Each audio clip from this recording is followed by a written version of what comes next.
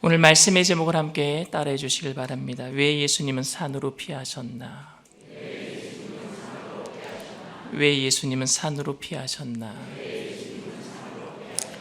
똑같은 사건이라도 사람이 가지고 있는 관점이나 관심에 따라서 그 해석이 달라질 수 있습니다. 한 2년 전에 저희 영산교회에 영화 촬영을 하도록 협조 공문이 모 영화사로부터 접수된 적이 있었습니다. 영화의 내용이 무슨 내용이냐면요, 사기꾼이 목사가 되어서 교회에서 사기치는 내용을 찍겠다라는 거예요. 저희 교회가 좀 예쁘게 생겼어요. 정말 멋있게 제가 또 리모델링을 했거든요. 이런 상황에 대해서 영화 감독들은 영화의 흥행 때문에 교회에서 얼마든지 이런 작업을 해도 된다고 생각할 것이고, 영화 음악 감독은 코믹한 음악으로 뭘 정할까, 사기치는 사람이 목사가 되어서 사기칠 때 어떤 음악을 쓸까 생각할 것이고, 시나리오 작가는 사기꾼 목사의 이야기 구성에 대해서 관심 있게 글을 써내려갈 겁니다. 이때 공문을 받은 목사인 저는 무슨 생각을 할까요? 이 영화를 만드는 사람들이 정말 정신이 있는가? 우리 교회에서 교회를 욕하는 내용의 영화를 찍는다고 하면 내가 그것을 흔쾌히 허락해 줄 거라고 생각하고 이런 공문을 보낼까? 똑같은 사건이라도 완전히 다른 해석을 할 수밖에 없는 거지요. 이렇게 자기 주장이 강하면은 다른 사람의 입장이 동문서답처럼 느껴질 수밖에 없습니다. 우리가 요한복음을 읽으면 예수님의 생각과 예수님의 주변을 따라다니는 사람들의 생각이 달라도 너무 달라서 서로 동문서답하고 사고 있는 내용들을 많이 우리는 접하게 됩니다. 예수님의 언행이 당시 모든 사람들에게 상식으로는 도저히 이해가 되지 않는 것들이 굉장히 많았습니다. 예수님은 하나님이시기 때문에 사람과 다를 수밖에 없는 것이 아니라 주님이 보고 계시는 것을 사람들이 보고 있지 못하기 때문이에요. 그래서 주님은 그 사람들, 예수님이 보고 있는 것을 보지 못하는 사람들을 책망하기보다는 불쌍히 여기셨어요. 즉 예수님은 하늘의 관점으로 말씀하고 계시는데 사람들은 세상의 관점으로 이야기를 하고 있어요. 예수님은 하나님 나라를 얘기하는데 제자들은 이 세상에서 자리 차지하는 이야기를 하고 있단 말입니다. 저는 오늘 그렇게 동문서답하고 있는 우리들을 예수님께서 어떤 심정으로 대하고 계실까, 오늘 본문을 통해서 예수님의 마음을 좀 헤아려 보고 싶습니다. 명절이 가까이 와서 예루살렘에 많은 사람들이 모였을 때예요. 6월절이 되면 많은 사람들, 디아스포라가 되어서 흩어졌던 사람들이 다 예루살렘으로 모이니까요. 이때 예수님께서는 예루살렘 양문 곁에 있는 베데스다 연못가에서 38년 된 병자를 고쳐주십니다. 근데 이 병자와의 대화도 동문서답이었어요. 예수님께서는 병자가 병이 오래된 줄 알고 그 병자를 찾아가셔서 이렇게 말씀하셨지요. 네가 낫고자 원하느냐? 그러니까 병자가 뭐라고 얘기했어요? 네, 내가 낫고자 원합니다. 이 대답 안 했어요. 나를 못에 넣어줄 사람이 없는 거로. 동문서답이에요. 그럼에도 불구하고 예수님은 그 38년 된 병자가 불쌍해서 고쳐주신 줄 믿습니다. 우리가 동문서답하더라도 주님은 우리의 필요한 것을 채워주실 줄 믿습니다. 이때 마가복음의 기록을 보면은요, 이후에 병자들이 예수께로 더 몰려들어서 예수님이 식사할 겨를조차 없었다라고 기록하고 있습니다. 그러니까 예수님만 지치신 것이 아니라 함께한 제자들도 지쳐가고 있는 모습을 예수님이 본 거예요. 예수님도 지치시고, 그 사건 이후에 많은 병자들이 예수님께 나오니까 그 병자들을 줄 세워서 예수님께 인도해 간 제자들도 지쳤어요. 그래서 함께한 제자들 좀 쉬게 하려고 예수님은요, 배를 태워서 제자들을 갈릴리 바다 건너편으로 보내셨습니다. 그런데 많은 무리가 예수님이 배 타고 가시는 모습을 보고 호수를 돌아서 예수님이 계신 곳까지 쫓아오는 거예요. 예수님이 가시는 곳이라면은 쫓아가려고 작정한 사람들이었습니다. 그때 몰려든 사람이 20세 이상 남자만 5,000명이었어요. 그게 벳세다 광야 오병이어 사건 전의 일입니다. 그러니까 여자들과 아이까지 하면은 약 2만 명, 3만 명 이상 되었을 거예요. 여러분 한번 상상해 보시길 바랍니다. 예수님이 배를 타고 갈릴리 바다 건너편으로 가시는 것을 보고 수만 명이 호수를 돌아서 예수님이 계시는 곳까지 몰려들 때 그 광경은 장관이었을 거예요. 많은 사람들이. 이렇게 많은 사람들 때문에 피해서 오신 곳에 또 많은 사람들이 몰려든 겁니다. 그때 예수님은 짜증을 내거나 언짢아 하지 않으셨어요. 주님은 정말로 그 불쌍한 사람들을 사랑하셨습니다. 그런데 주님도 이미 굉장히 많이 지쳐 계셨고 제자들도 많이 지쳐 있는 상황이었습니다. 그럼에도 주님은 그들을 먼저 걱정하셨어요. 요한복음 6장 5절에 이렇게 기록하고 있습니다. 예수께서 눈을 들어 큰 무리가 자기에게로 오는 것을 보시고 빌립에게 이르시되 우리가 어디서 떡을 사서 이 사람들을 먹이겠느냐 하시니. 주님이 왜 제자들에게 이 말씀을 하셨을까요? 예수님이 이 사람들을 얼마나 사랑하고 얼마나 불쌍하게 여기는지 제자들도 공감해 주기를 원하셨던 것 같아요. 공감해 주기를 원하셨던 것 같아요. 주님은 그들을 어떻게 밥을 먹일까 걱정이 되셨다는 말입니다. 주님도 피곤하고 제자들도 만신창이가 될 만큼 피곤한 하루였지만 그 사람들을 보면서 불쌍히 여기는 마음을 제자들도 좀 함께 가져주기를 원하셨던 거예요. 오늘 예수 믿는 우리들은 다 주님의 제자인 줄 믿습니다. 그러니 예수님이 가진 마음을 우리들도 가져야 될 줄 믿습니다.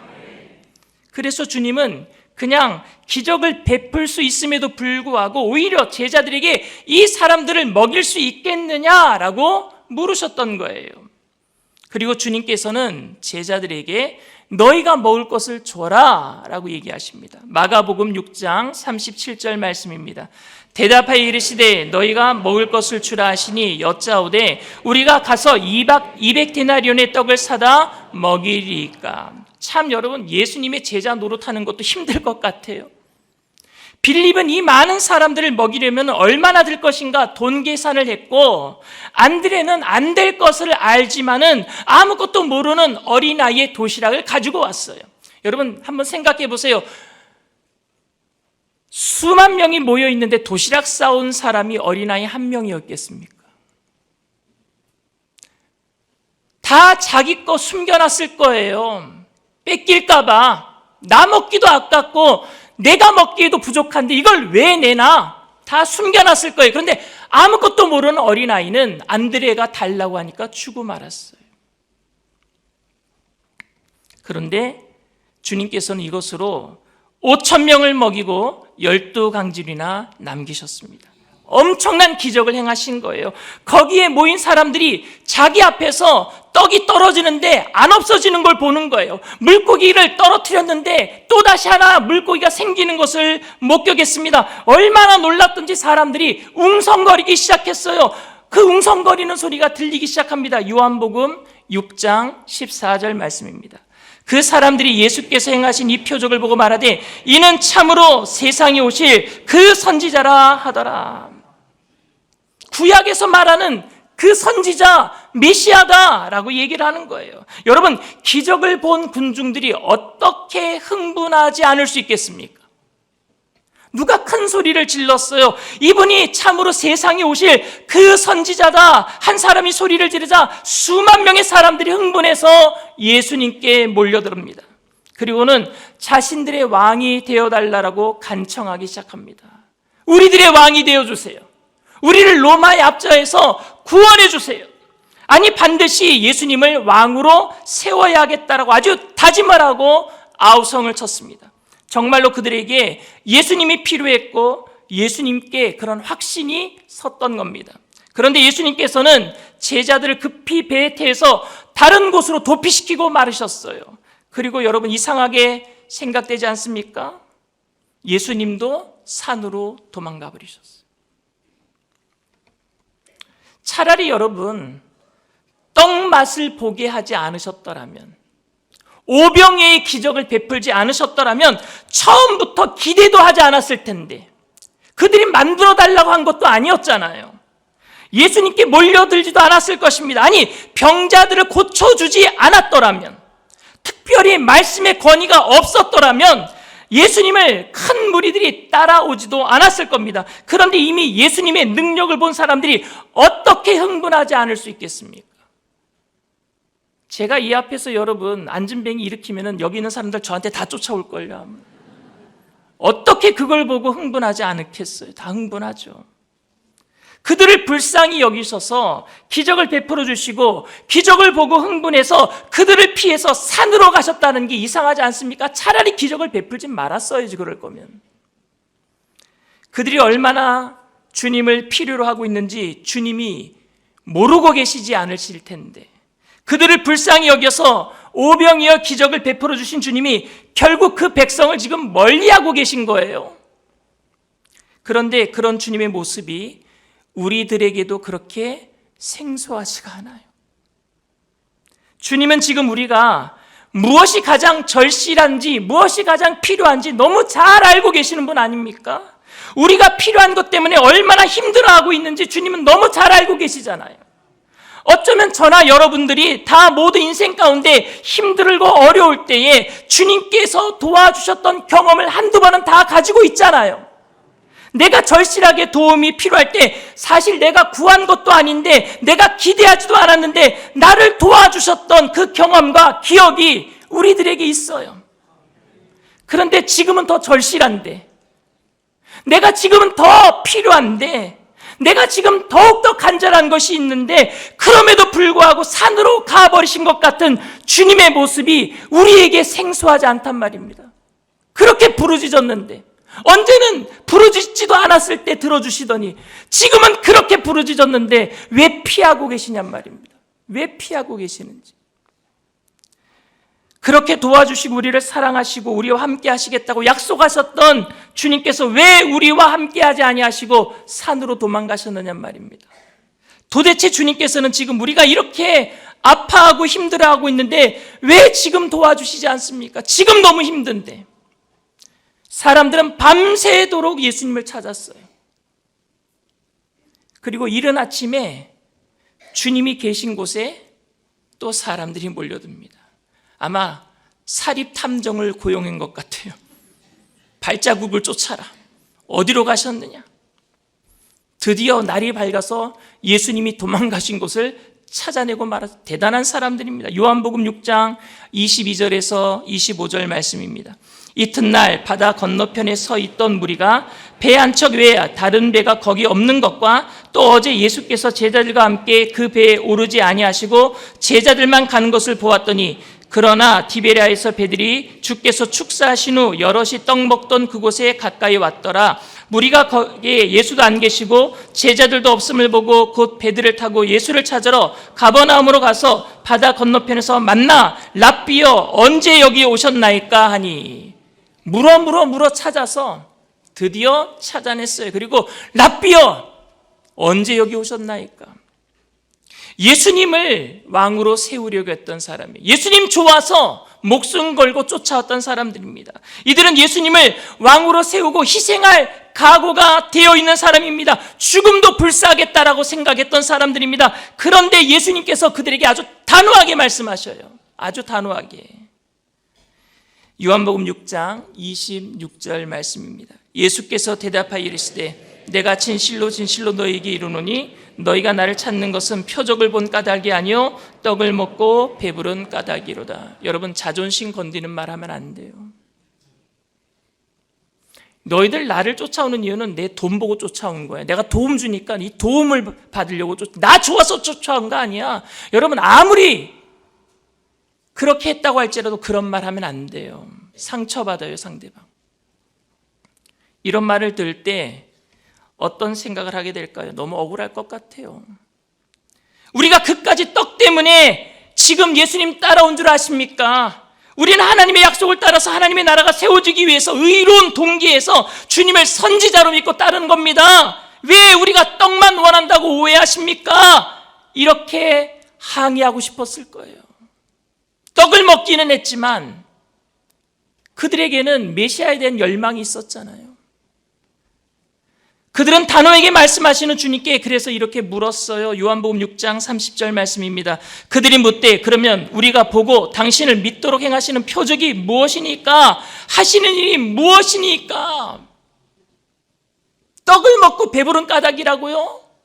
그런 표적이 무엇입니까? 우리의 조상이 애굽에서 나왔을 때 모세가 광야에서 만나를 주지 않았습니까? 그리고 당신이 이 광야에서 우리에게 만나를 주신 것이 아닙니까? 그러니까 우리가 기다렸던 그 메시아, 모세와 같은 메시아 당신 아닙니까? 라고 말하고 있는 거예요 지금. 그 표적 말고 무슨 표적을 또 원했다는 겁니까 우리가? 저는 그들의 항변이 충분히 일리가 있다고 생각을 합니다. 그리고 저는 그들의 항변을 주님께서 이해하셨다고 생각합니다. 왜냐하면 주님께서는 그들의 절실함을 알고 계셨어요. 그런데 주님은 산으로 피하셨단 말입니다. 그리고 그들에게 배고픔의 문제만 해결하려고 한다라고 딱 꼬집어서 말씀하셨어요. 내가 좋아서 그런 게 아니잖아. 내가 가지고 있는 돈이 좋아서 그런 거지. 내가 가지고 있는 떡이 좋아서 그런 거지. 딱 꼬집어서 말씀하셨어요. 저는 이렇게 말씀하시는 주님의 마음을 정말 헤아려 보고 싶었어요. 주님은 연약함으로 버겁고 힘들게 이 세상을 살아가는 우리들을 정말로 불쌍히 여기시는 좋으신 하나님이신 줄 믿습니다. 그래서 병자들을 보면은요, 병자들을 보고 기적을 베풀기 전에 꼭 하셨던 단어가 성경에 기록되어 있는 게 불쌍히 여기다, 민망히 여기다예요. 늘 불쌍히 여기셨어요. 불쌍히 여기는 마음을 가지고 동문서답하더라도 고쳐달라는 말 하지 않더라도 믿음이 없다고 할지라도 고쳐주시는 줄 믿습니다. 광야에 모여있는 사람들을 보면서 불쌍해서 떡과 고기를 먹여주고 싶었던 분이셨단 말입니다. 우리 주님께서는 병자들을 고치기 위해서 제자들과 함께 식사할 겨를도 없이 사역을 감당하다가 피곤한 제자들 때문에 잠시 피해서 호수 건너편에 갔을 때 더 많은 사람들이 모여들었을 때 짜증낸 것이 아니라 그들의 배고픔을 먼저 생각하신 좋으신 분이셨어요. 제가 주님의 마음을 헤아려 보고 싶었던 것은 지금 제 주변에 너무 절실하게 필요로 하고 있는 것들이 많은 사람들, 그래서 주님이 우리를 사랑하셔서 분명히 채워주실 것이라고 믿었는데 그냥 주님이 산으로 피해버리신 것 같은 상황 때문에 마음 아파하고 있는 사람들이 제 주변에 너무 많아요. 그들에게 나는 예수님을 어떻게 얘기를 해야 되는가? 예수님이 왜 피하셨는가? 그 주님의 마음을 헤아려 보고 그들에게 예수님이 어떤 마음이셨는지를 말씀드리고 싶어서, 만일 주님이 그래서 피하셨다면 어떤 이유가 있었을까요? 만일 그런 것이면 이 세상의 모든 것은 다 소용없는 것들이니 떡을 만들어주지 말았어야죠. 이 세상의 것이 무엇이 중요하냐? 천국이 중요하니까 이 세상의 것은 다 부질없는 것이니까 그냥 포기하고 살아라. 주님만 바라봐라. 천국만 바라봐라. 그렇게 가르쳐 주셨어야죠. 처음부터 세상에 도움 주는 일은 하지 말으셨어야죠. 따끔하게 가르쳐 주셨어야죠. 주님, 우리가 하늘만 바라보게 하여 달라고 따끔하게 주님이 가르쳐 주셨어야죠. 그런데 모든 것 다 들어주시고, 구하지 않았는데도 치료해 주시고, 구하지 않았는데도 먹여주셨다가 갑자기 산으로 피하셨다면 거긴 예수님의 놀라운 깊은 뜻이 담겨 있었을 거예요. 그건 뭐냐?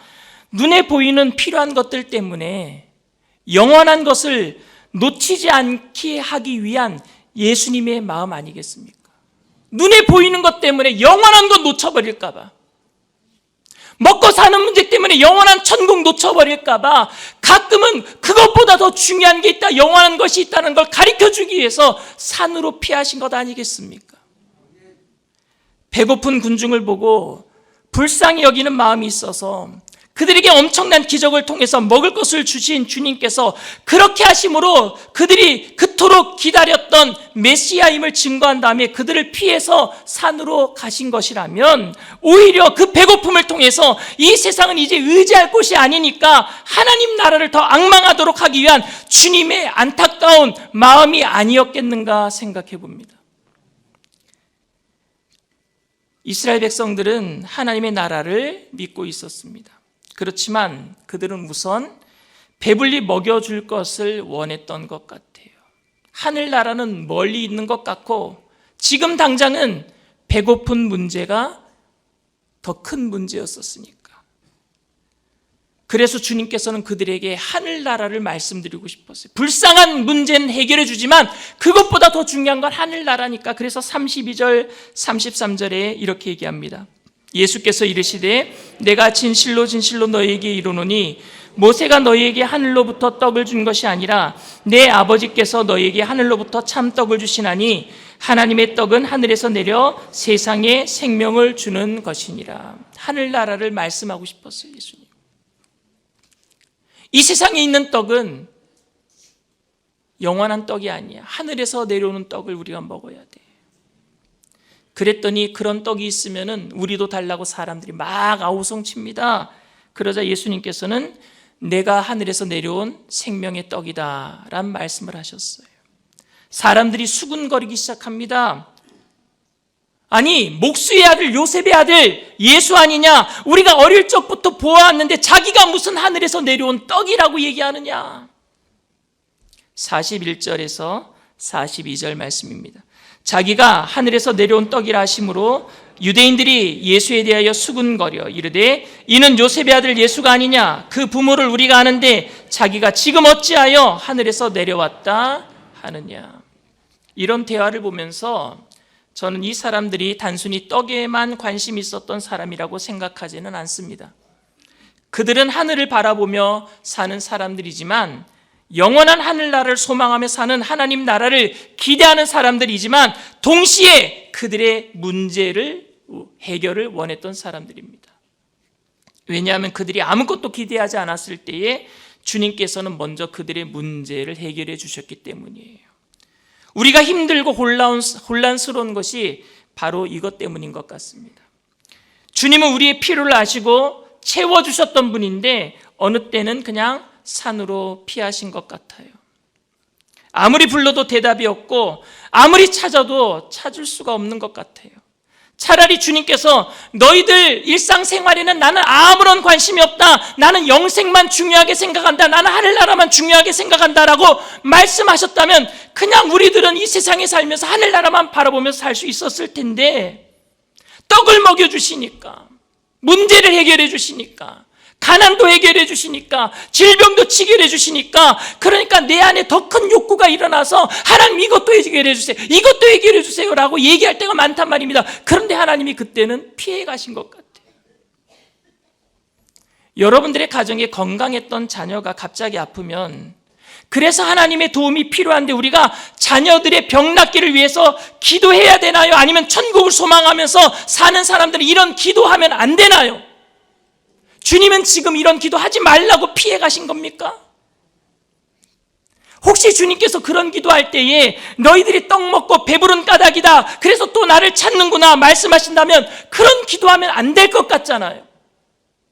아무리 힘들어도 아무리 아파도 꾹 참고 그런 것들을 위해서는 주님께 기도하지 말고 천국만 바라보면서 견디며 살아야 됩니까 여러분?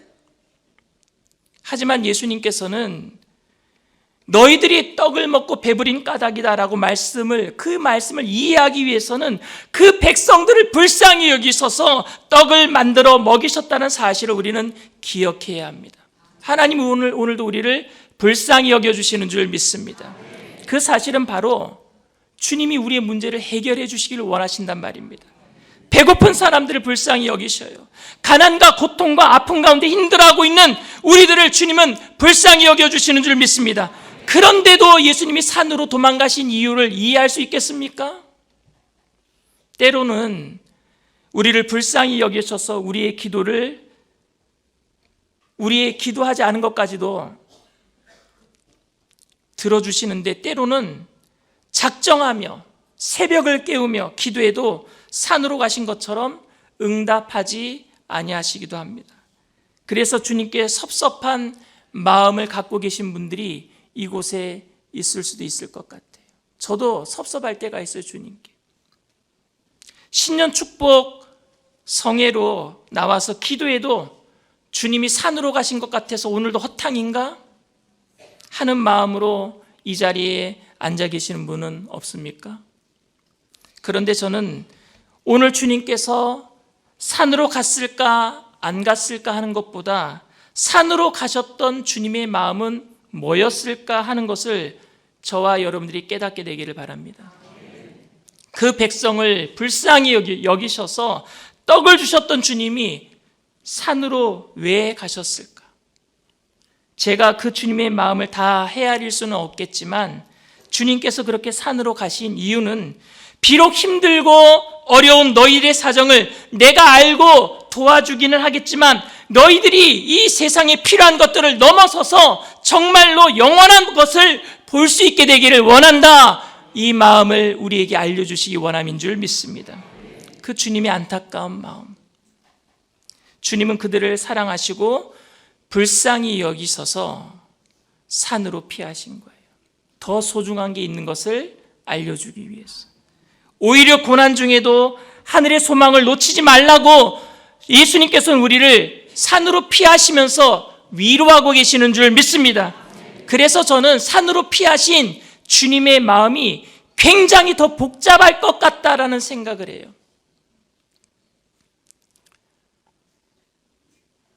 장애 아이를 키우는 부모님의 마음을 아세요? 부모님은 장애 아이가 오래 살 수 있도록 아이가 말하지 못하더라도 자폐 아이는요 표현을 잘 못해요. 그래도 아이에게 다 줘요. 구하지 않더라도 필요한 것들을 다 공급해 줍니다. 그런데 때로는 이 아이가 뭘 달라고 해도 안 주고 피해 계실 때가 있어요, 부모가. 왜냐하면 부모가 없을 때 혼자서도 살아갈 수 있는 방법을 알려주기 위해서 피해버리는 거예요. 그때 부모의 마음을 아셔요, 여러분? 더 아픈 거예요. 더 복잡한 거예요. 저는 오늘 설교를 준비하면서 예수님께 너무 죄송한 마음이 들었습니다. 왜냐하면 떡을 먹고 배부른 까닭이다라는 말씀 때문에 현실의 문제는 외면하고 하늘을 소망하며 살라고 다그치듯이 성도님들께 설교한 적이 많기 때문입니다. 떡을 먹고 배부른 까닭이라는 말씀은 책망이 아닌 애정의 말씀인데 저는 그저 책망의 말씀으로 받아들이고 설교했던 적이 많아요. 애정의 말씀이에요. 자녀들이 더 영원한 것을 바라볼 수 있는 방법을 가르쳐주기 위해서 잠시 숨어 계셨던 그 예수님의 애정 말입니다. 사랑하는 우리 강북 순복음교회 성도 여러분, 장애 자녀를 둔 부모님이 아이를 사랑하기에 요청하지 않아도 모든 것을 다 해줍니다. 그러나 먼저 세상을 떠나야 하는 부모님은 때로는 자녀가 혼자서 할 수 있도록 혹독하게 가르치기도 하고 숨어서 자녀가 혼자서라도 잘하고 있는지 눈물로 지켜보기도 합니다. 그것은 애정 때문이에요. 사랑 때문입니다. 주님은 오늘도 우리를 불쌍히 여겨주시는 줄 믿습니다.